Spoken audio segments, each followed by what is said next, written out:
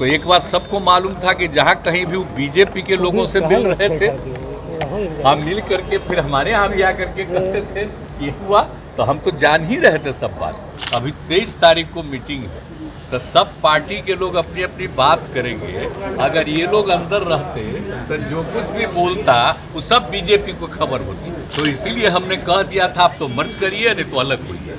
नमस्कार, मेरा नाम आलोक है। आप लाइव स्ट्रीम देख रहे हैं। इस वक्त हम मौजूद हैं राजभवन में, जहां पर रत्नेश सदा जो कि जेडीयू के विधायक रहे हैं, उन्हें मंत्री बनाया गया। आपको बता दें, जीतनराम मांझी के बेटे संतोष सुमन ने पिछले दिनों इस्तीफा दिया था, जिसके बाद संतोष सुमन का इस्तीफा तो स्वीकार कर ही लिया गया। साथ ही साथ जीतनराम मांझी की पार्टी हम को महागठबंधन से बाहर कर दिया गया। अब आज मुख्यमंत्री नीतीश कुमार ने साफ साफ जीतनराम मांझी पर आरोप लगाए हैं कि वो बीजेपी से मिले हुए थे, ताकि महागठबंधन की विपक्षी पार्टियों की जो बैठक होनी है 23 जून को, उसमें क्या क्या बात हो वो जाकर बीजेपी को बता सकें। इसलिए वो आतुर थे कि महागठबंधन ने विपक्षी पार्टियों की बैठक में उन्हें क्यों नहीं बुलाया। क्या कुछ नीतीश कुमार आरोप लगा रहे हैं। रत्नेश सदा को आज मंत्री पद की शपथ दिलवाई गई राजभवन में, और रत्नेश सदा ने पैर छूकर नीतीश कुमार का आशीर्वाद भी लिया। नीतीश कुमार क्या कर रहे हैं, जरा सुनिए।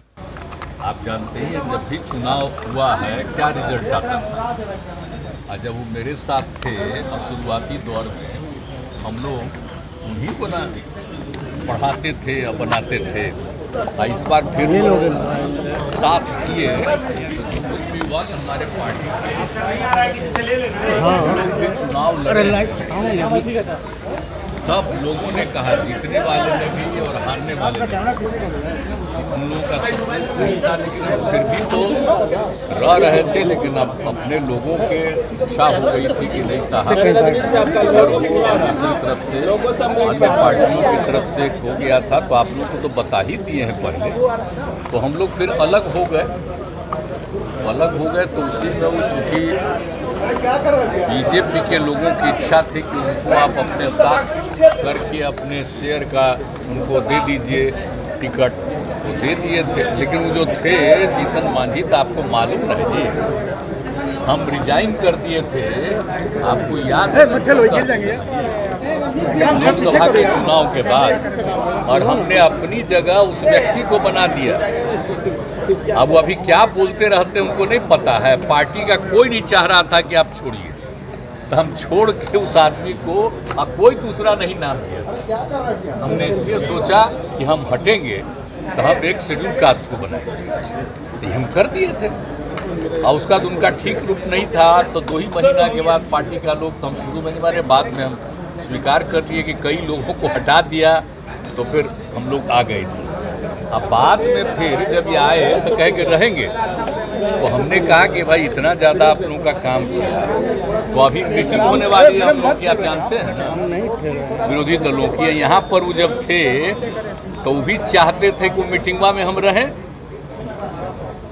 तो एक बात सबको मालूम था कि जहाँ कहीं भी वो बीजेपी के लोगों से मिल रहे थे, हम मिल करके फिर हमारे यहाँ भी आकर के कहते थे ये हुआ, तो हम तो जान ही रहे थे सब बात। तो हमने एक बार कह दिया, और जब मेरे पास मिलने आए तब भी हमने कह दिया कि या तो आपको इतना ज़्यादा हमने बनाया, कोई दूसरा नहीं बनाया, या तो अपनी पार्टी को मर्ज करिए, और नहीं तो अलग होना है तो अलग हो जाए। तो मर्ज नहीं किए, कहा कि ठीक है तो हम अलग हो जाते हैं। अलग हो गए, ठीक ही हुआ। तो उसी का देखिए जरूरी था। अभी 23 तारीख को मीटिंग है, तो सब पार्टी के लोग अपनी अपनी बात करेंगे। अगर ये लोग अंदर रहते तो जो कुछ भी बोलता वो सब बीजेपी को खबर होती। तो इसीलिए आप समझ लीजिए कि ये पहले ही किया, आप लोग जान लीजिए। तो इसीलिए हमने कह दिया था आप तो मर्ज करिए, नहीं तो अलग होइए। तो हो गए अलग, अब ठीक है हुआ। इसीलिए आप जानते हैं हम तो अपने कोटा के ना बना दिए थे, तब फिर हम तो उसी तरह को बनाए। अब रत्नेश सदा को आप लोग जानते ना है जी, कब से हम रत्नेश सदा को हम जान रहे हैं। मीटिंग बुलाया, कहाँ गए, कब से हम जानते हैं। तीसरा टाइम तो हमको लगा कि वो तो ठीक ही है, तो इसी को हम बुला लिए। उसी दिन जब हो गया कि अब वो छोड़ देंगे, तो हमने इसको बुला लिया मुख्यमंत्री। तो उसी दिन हमने कह दिया और सब लोगों से बातचीत कर, और सबसे बात करके इनको कर दिया, और फिर तुरंत गवर्नर साहब से बात किया, उनके इस्तीफा का भिजवा दिया, स्वीकार किए, बाहर थे लेकिन फिर भी स्वीकार किए और तुरंत हम जो नया मंत्री बना उनका भी उसी दिन भेज दिए, उनका किया और वो भी बाहर थे तो आज के बारे में मुख्यमंत्री आज हुआ। सब लोकसभा चुनाव आपने कहा कि इस साल भी हो सकते हैं, ऐसा क्यों लगा आपको? लोकसभा चुनाव आपने कहा, देखिए आप समझ लीजिए तो केंद्र सरकार को अधिकार न है ये, हम तो पहले करा ही सकते हैं। जिसको बहुमत है वो चाहे तो पहले भी चुनाव करा सकता है। तो हम लोग थे श्रद्धेय अटल जी के साथ, तो उन्हीं का पटिया लोग 3-4 महीना पहले चुनाव करा दिया था। हालांकि अटल जी नहीं चाहते थे लेकिन फिर भी कर लिया था, हो गया, वो अलग बात है। तो ये तो कभी भी कोई कर सकता है। अगर मान लीजिए अपोजिशन की यूनिटी के लिए शुरुआत किया गया है तो हो सकता है कि उन लोगों को लगे कि लोग मिल करके आगे बहुत मूवमेंट करेगा तो ज़्यादा नुकसान होगा, तब पहले भी कर सकता है। हम तो ऐसे ही कह रहे हैं, हम थोड़ी कह रहे हैं कि वो पहले कर देगा। मैंने इसकी संभावना हमेशा रहती है, इसलिए पूरा का पूरा हमने सारे पार्टियों को अलर्ट किया कि आप समझ लीजिए।